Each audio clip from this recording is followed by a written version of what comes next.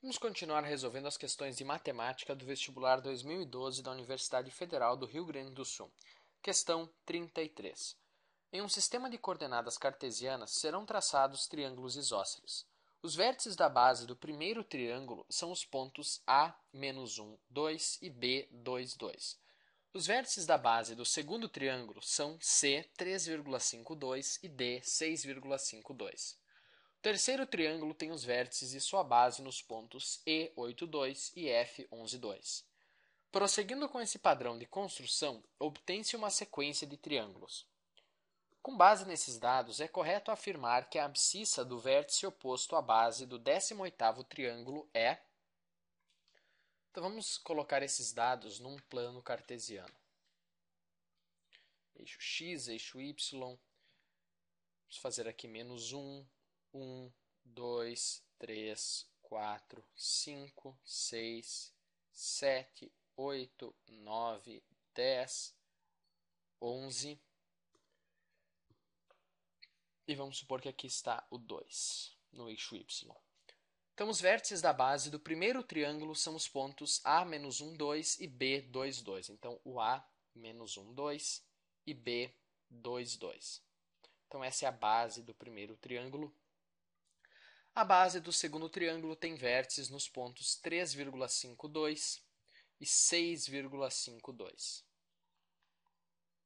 O terceiro triângulo tem os vértices e sua base nos pontos 8, 2 e 11, 2. Observe que as bases têm sempre comprimento 3, são 3 unidades de comprimento, e a coordenada y é sempre 2.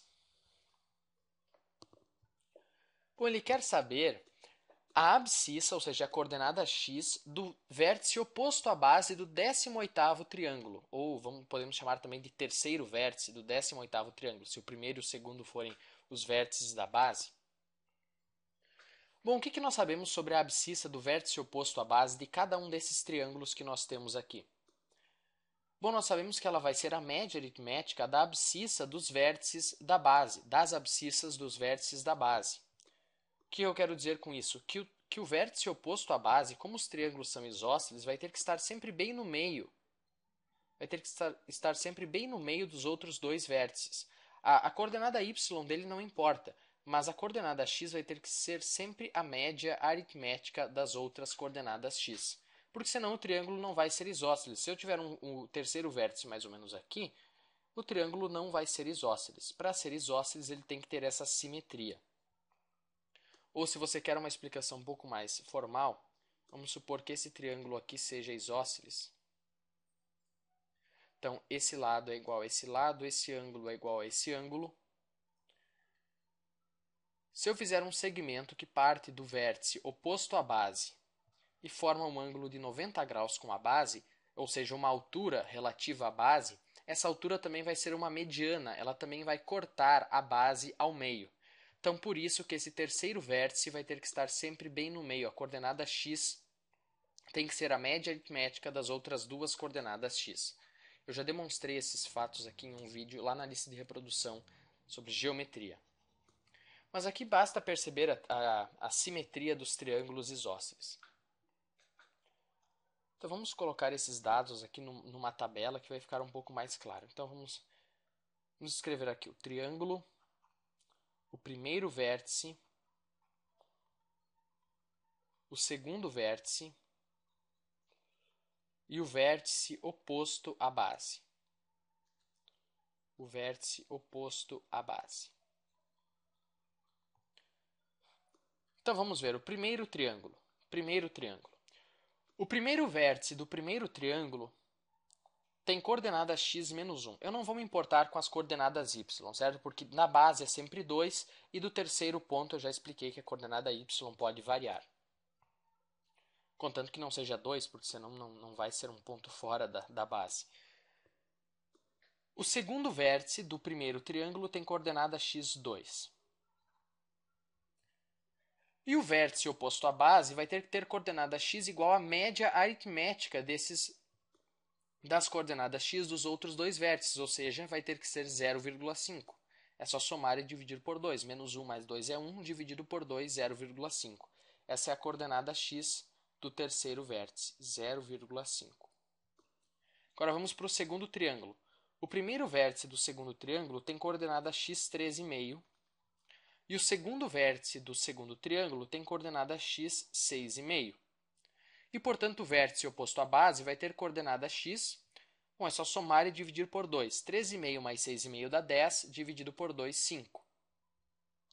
Então, o terceiro vértice vai ter que ter coordenada x5. Pode ser qualquer um desses pontos aqui.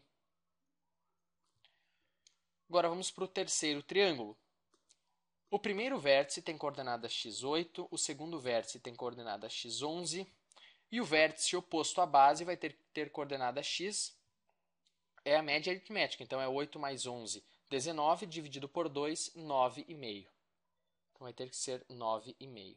Pode ser esse ponto ou esse ponto. O que importa é a coordenada x, 9,5. E nós queremos saber, vamos achar uma fórmula geral para o vértice oposto à base do enésimo triângulo. Bom, é fácil achar essa fórmula, certo? Porque se você olhar, o primeiro triângulo tem vértice oposto à base com coordenada 0,5. Quando eu falar coordenada, você entenda a coordenada x, porque a coordenada y pode variar. Então, coordenada x ou coordenada, eu vou falar sem distinção. Então, no primeiro triângulo é 0,5. 0,5. No segundo triângulo é 5. No terceiro triângulo é 9,5. Então, observe que isso, na verdade, é uma progressão aritmética, é uma PA, cujo primeiro termo é 0,5 e cuja razão é 4,5, porque para chegar no próximo termo eu sempre somo 4,5 ao termo anterior. Então, qual vai ser a fórmula do enésimo termo dessa PA? Bom, lembre-se, a fórmula do enésimo termo de qualquer PA é o primeiro termo mais a razão vezes n menos 1. Então, nesse caso, isso vai ser igual a, vamos escrever aqui, AN. E o que é o AN? É a coordenada x do vértice oposto à base do enésimo triângulo, certo? Essa é a progressão aritmética que eu estou falando, da qual eu estou falando.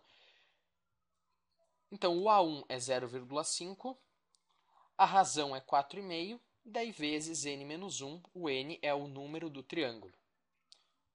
Ele quer saber a coordenada x do vértice oposto à base do 18º triângulo, ou seja, n é igual a 18. Em outras palavras, o A18. O A18 é igual a 0,5 mais 4,5 vezes 18 menos 1, 17. Quanto que é 4,5 vezes 17?